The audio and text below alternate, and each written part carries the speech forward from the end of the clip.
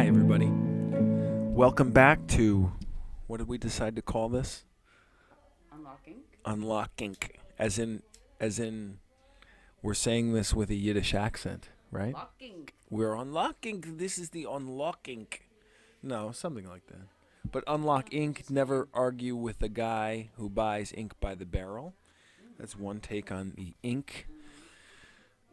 Incorporated is an obvious take with a I didn't little even bit of a think of it. twist. Misha just liked the idea. The point is that we share the sound of certain kindness.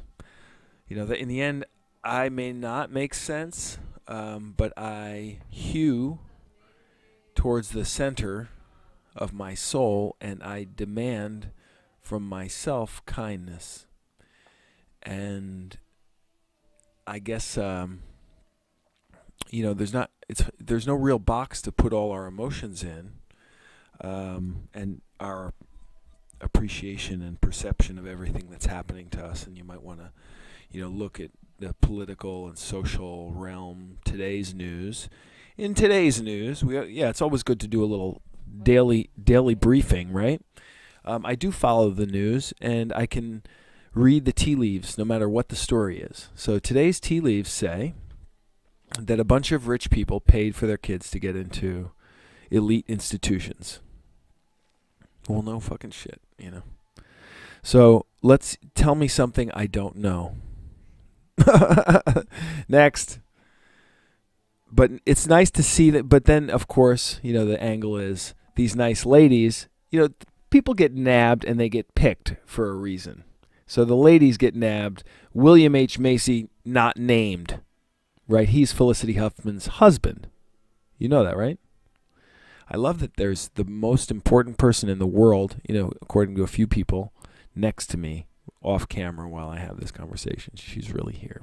The myth, the legend. Yeah, William H. Macy. Great actor, icon. Isn't that a cool thing? Icon.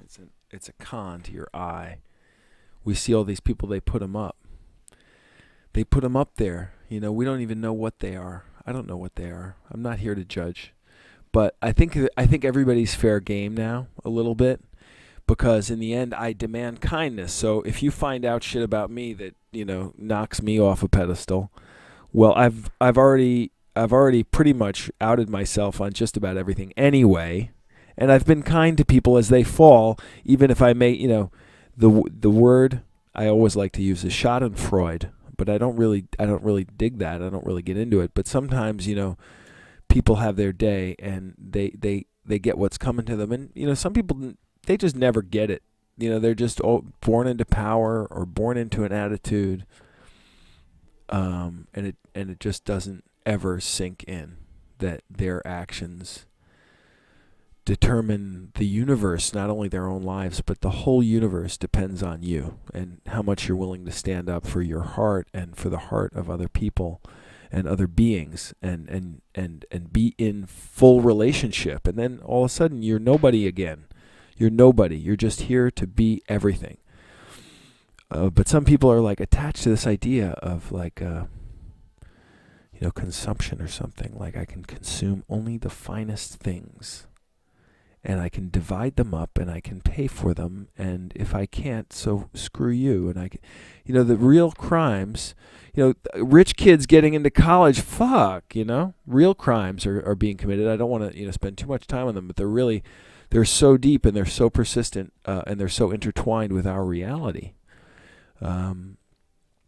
that, we couldn't even, we're swimming in the water. We're the proverbial fish in the fish tank here.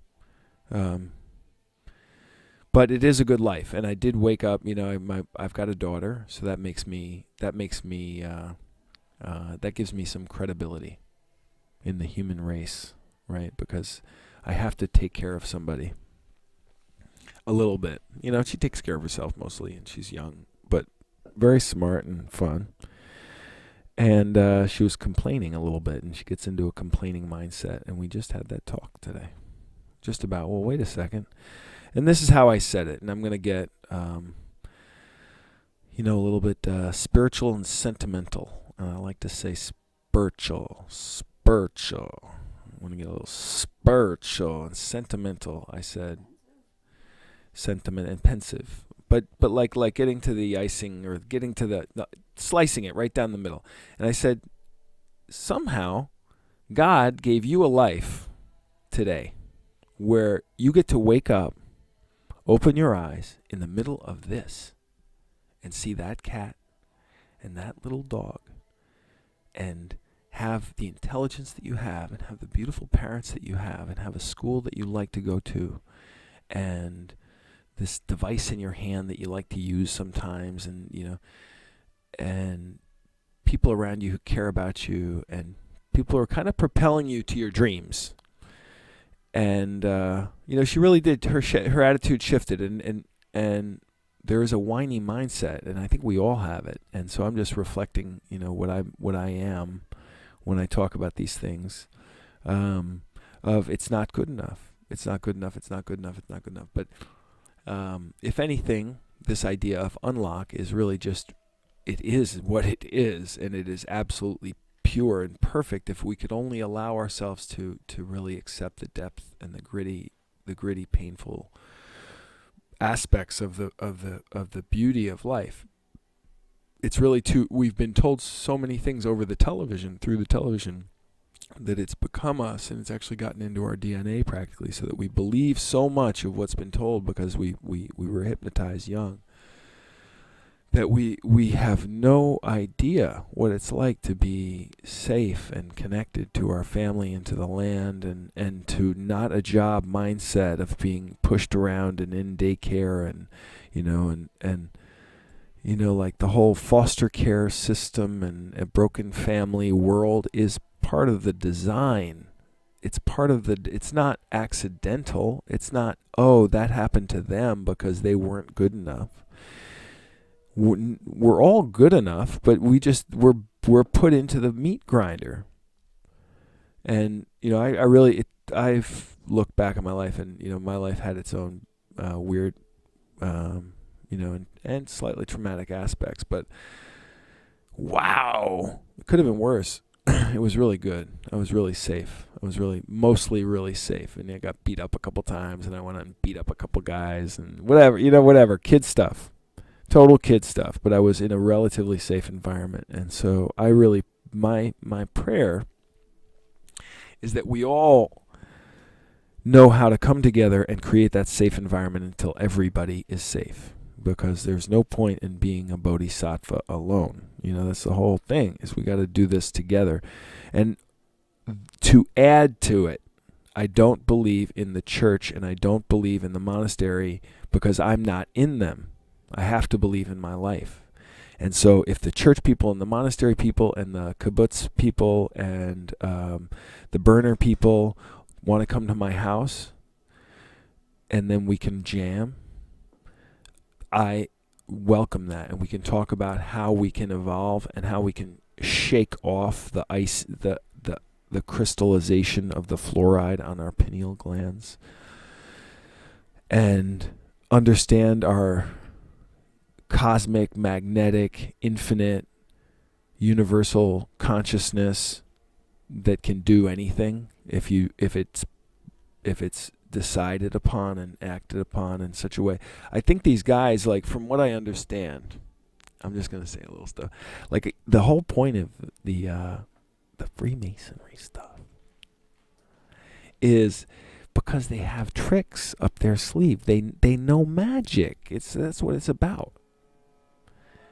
And so let the magic free.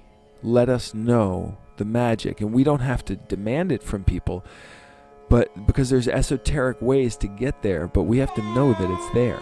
We know that it's there. Do we want to get caught up on them GMOs and poison ivy? or let it be that they were just reminding me of my responsibility, for I am the master gardener of my divine destiny. Oh, and my words are precise and refined like a tiger stripe THC strain, despite the hydroponic option.